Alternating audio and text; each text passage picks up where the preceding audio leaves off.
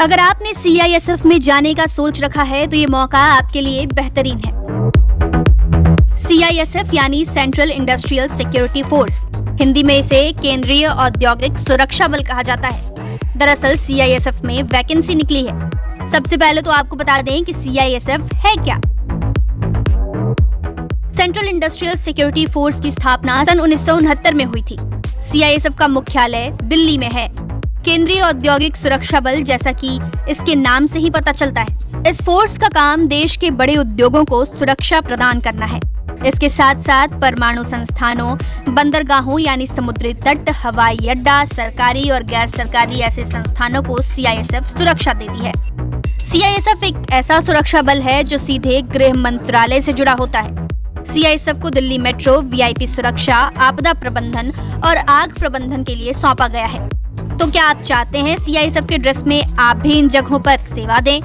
अगर आप CISF में जाने का सोच रहे हैं तो चलिए अब हम वैकेंसी की ओर चलते हैं। CISF ने सीमित विभागीय प्रतियोगी परीक्षा यानी LDCE के माध्यम से असिस्टेंट सब इंस्पेक्टर के पद के लिए आवेदन आमंत्रित किए हैं। CISF ने 690 पदों के लिए भर्ती निकाली है। आवेदन की अंतिम तारीख 5 फरवरी 2021 है। तो चलिए अब हम आपको बताते हैं कि आवेदन कैसे करना है, शैक्षणिक योग्यता क्या होगी, चयन प्रक्रिया क्या है और आयु सीमा कितनी है। सबसे पहले तो हम बात करते हैं चयन प्रक्रिया की। उम्मीदवारों के चयन के लिए सेवा रिकॉर्ड, लिखित परीक्षा, शारीरिक मानक परीक्षण, शारीरिक दक्षता परीक्षण, मेडिकल परीक्षा किया जाएगा।